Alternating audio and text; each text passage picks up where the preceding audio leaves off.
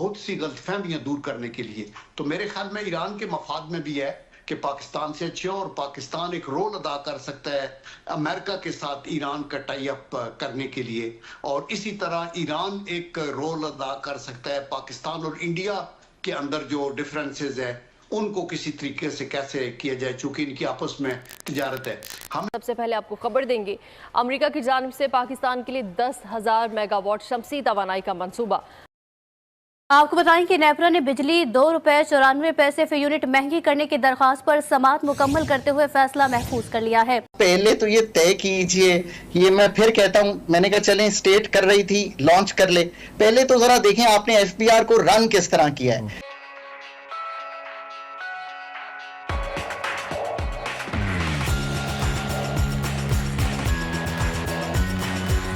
जो week area है हमारा बाइलैटरल ट्रेड का है।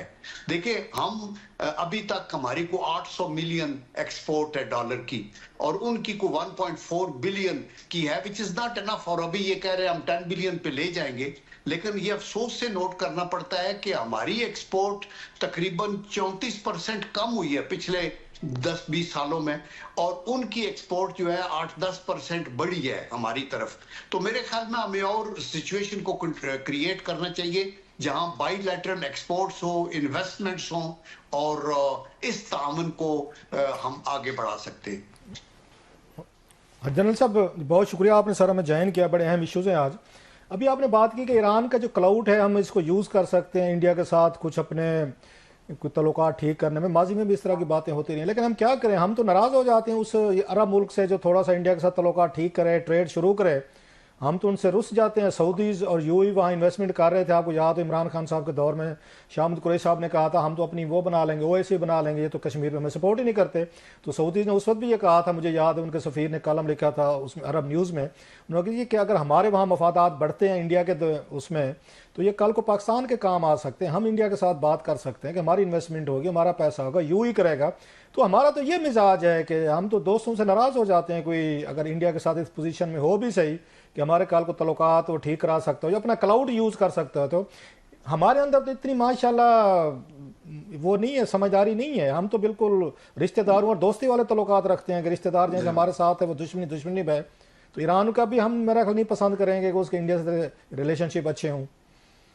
जी रहो भाई, ये बड़ा इंपॉर्टेंट पॉइंट आपने रेस किया है।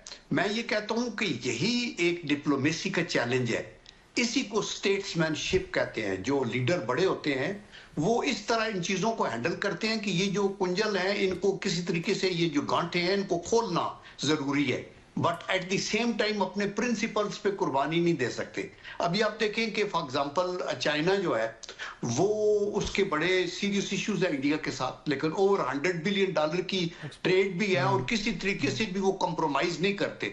हमें भी ये देखना होगा कि किस कास्ट के ऊपर हमारे प्रिंसिपल स्टांस जो है उससे तो हम पीछे नहीं हट सकते।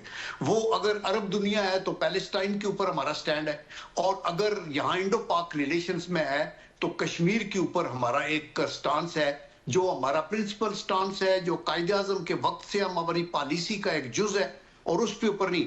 लेकिन at the same time diplomacy में कुट्टी नहीं होती, आप अपने तौर के ऊपर कोशिश करते रहते हैं कि एक रिस्पेक्टेबल ऐसा वे निकले जिससे एक इनडायरेक्ट अप्रोच से आप वो मकासद हासिल कर सकें। एक माजी में बहुत सारी कोशिशें होती रही हैं, फार्मूले भी तय हुए, डिस्कशंस हुई, सीक्रेट मुलाकातें हुई, बैकडोर चैनल्स हुए, तो एक मतलब कंसेंसस ये भी था कि ठीक है, जैसे तैवान का अभी आपने बात की, तैवान भी इसी तरीके का है कि चाइना पे, अगर चाइना ने उन पे अपना क्लेम रखा हुआ है लेकिन उस पर जाके हमला करके कब्जा नहीं कर लेते।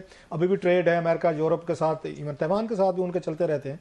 तो ऐसे भी था कि अब कश्मीर पे जैसे आपने कहा स्टांस अपना कायम रखें, लेकिन पाकिस्तान इंडिया को ट्रेड भी रखनी चाहिए। आर यू इन फेवर के हमें ट्रेड और रिलेशनशिप नॉर्मलाइज रखने चाहिए? वो अगेन कश्मीर का मसला है, वो चलता रहेगा, साथ साथ में अपना हमें उस पर रखना चाहिए। देखिए ये बड़ा ट्रिकी क्वेश्चन है। मैं ये समझता हूं कि कश्मीर पे तो बैक नहीं हम कर सकते, लेकिन इंडिया के साथ इवन ट्रेड के लिंकेजेस को ये देखना होगा कि एक कंट्री जिसके को असूल होना, बैनुल अक़वामी सतह के ऊपर भी ये दहशतगर्दी कर रहे हैं, कभी कनाडा में, कभी अमेरिका में, पाकिस्तान में। गार्डियन ने कहा कि इन्होंने 20 बंदे मार दिए हैं। इनकी एक मेंटालिटी है, वो मुसलमानों को, माइनॉरिटीज के साथ सलूक, क्रिश्चियन, सिख, मुसलमान वहां, और हमें वो बिल्कुल अपने और दालत और शूदर से भी नीचे वो समझते हैं। तो अगर उनके एटीट्यूड में अभी भी आप नरेंद्र मोदी की स्पीचेस सुन ले, वो ये कह रहा था कि ये तो आटा मांगते हैं, तो फलाना मांगते हैं, उसके अंदर वो लीडरशिप वाली स्टेट्समैन वाली बात तो है नहीं। He has earned votes against Muslim hatred, और वो अभी भी उसको ये नहीं रियलाइज कि 200 मिलियन से ज्यादा मुसलमान वहां हैं, उनको वो जूते की नोक पे लिखते हैं। तो मेरे ख्याल में ये हडल जरूर हैं कि इनको कैसे हम ओवरकम करें, और इसके ऊपर अगर नहीं तो दैट इज द रीजन कि डेडलॉक है, बैकडोर ट्राइज भी होती रही हैं, ये भी होती रही हैं। तो जो लोग एप्रीहेंशन है, जिनको जो लोग कहते हैं कि इनसे तिजारत बढ़ाओ भी तो कोई फायदा हमें नहीं नजर आता, क्योंकि ये पाकिस्तान को वजूद को तस्लीम करने से भी इनकारी हैं। तो मेरे ख्याल वो तो सर जब वजूद की सर वो बार बार आपने, अब हालांकि और बड़े सवाल आपसे करने वाले हैं, आपने कहा ना कि पाकिस्तान के वजूद को नहीं मानते। जब नवाज शरीफ साहब प्राइम मिनिस्टर थे 99 में सर, और वाजपेयी साहब वजीर आजम थे, तो वो आए थे, बस लेके आए थे लाहौर में, और बाकायदा वो मीनार पाकिस्तान पे गए थे। वाजपेयी साहब की बहुत बड़ी हिस्टोरिकल स्पीच है मीनार पाकिस्तान की, जिस पे उन्होंने कहा था जनाब कि हमारे पे इल्ज़ाम लगता है इंडिया पे, और बीजेपी के साहब ज़रा वो लीडर थे और प्राइम मिनिस्टर थे, कि हम शायद पाकिस्तान को दिल से नहीं मानते। तो उन्होंने कहा आज मैं as a prime minister of India Minar Pakistan पे खड़े होकर कह रहा हूँ, हम आपको दिल से मानते हैं, तस्लीम करते हैं, हमसाए हैं, दोस्त हैं, एंड लेट्स बी फ्रेंड। और उन्होंने कश्मीर पे भी बहुत बड़ी स्टेट में डिक्लेरेशन, लाहौर का मेरा ख्याल शिमला के बाद सबसे ज़्यादा पावरफुल वो डिक्लेरेशन था। तो इंडिया का तो प्राइम मिनिस्टर जो है बीजेपी के ही, वो तो कह गए थे 99 में सर, ये 24-25 साल पहले कहा था कि वी एक्सेप्ट इट। देखिए वाजपेयी का एक डिफरेंट स्टेचर था, और शायद उनकी बातचीत में सदाकत होगी और चीजों को आगे बढ़ाया जा सकता है। लेकिन अभी तो बीजेपी की हुकूमत नहीं है, अभी तो आरएसएस की हुकूमत है, और अभी भी वो हकारत के अल्फाज इस्तेमाल करता है। वो बलूचिस्तान में ललकारता है उनको, बलूचियों को, और पाकिस्तान के लिए करता है। तो इसलिए हमें बड़ी कॉशियसली आगे वो चलना होगा, और उस सूरत के अंदर हमें ये देखना पड़ेगा कि अभी जो लीडरशिप है मतलब वो क्या है, फ्यूचर लीडरशिप की। आपने पिछले 10 साल में 12 चेयरपर्सन चेंज किए, पिछले 5 साल में 6 चेयरपर्सन चेंज किए। मुझे बता दें कि कोई अदारा आप इस तरह दुनिया में चलाते हैं? आप कहते हैं ये देखिए जी दुनिया के अदारे टैक्स कलेक्ट करते हैं। मैं ऑस्ट्रेलियन ट्रेंड हूँ, ऑस्ट्रेलिया ने अभी अपना एक टैक्स का हेड चेंज किया है, वो रिटायर हो रहे थे पिछले, दुनिया भर में ढूंढा इंसान, उसके बाद उसको 7 साल की अपॉइंटमेंट दी है। आप जब तक जाके देखेंगे नहीं ना कि मारूजी हालात क्या हैं और आपकी क्या खामियां हैं इन running the affairs of the state, तो ये छोटी छोटी चीजें कि ये स्कीम कामयाब नहीं हो रही, उस पर टैक्स लगाते हैं, वो नहीं देता, ये तो बड़ी आगे की बातें हैं।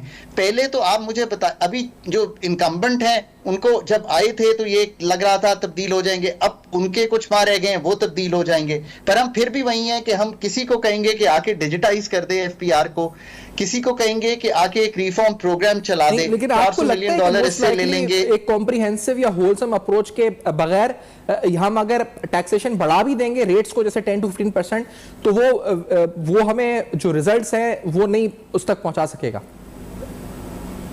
देखिए ना, एक तो ये तय हो गया कि पाकिस्तान की इस पर फिस्कल सस्टेनेबिलिटी, मतलब 8,200 अरब का खसारा, ये किसी तरह टेनेबल नहीं है। ये तय हो गया कि डोमेस्टिक रिसोर्स मोबिलाइजेशन पे चले, आज बात हो रही है, मैं टैक्स हम एक्सपेंडिचर साइड फिर कर लेंगे, इसमें सर्विसेज में, मैन्युफैक्चरिंग में, जीएसटी में और इनकम टैक्स में गैप्स हैं। अब इसका तो मतलब यह है कि पूरे एफपीआर को चलाना, एक टॉप टियर टीम लाना, एक प्रोफेशनल सेटअप हर जगह बनाना, उन लोगों को टेन्योर पोस्टिंग देना। यार पहले डिजाइन तो करें ना कि what is the HR is policy. मुझे लगता है कि ये बात हम समझ ही नहीं पा रहे।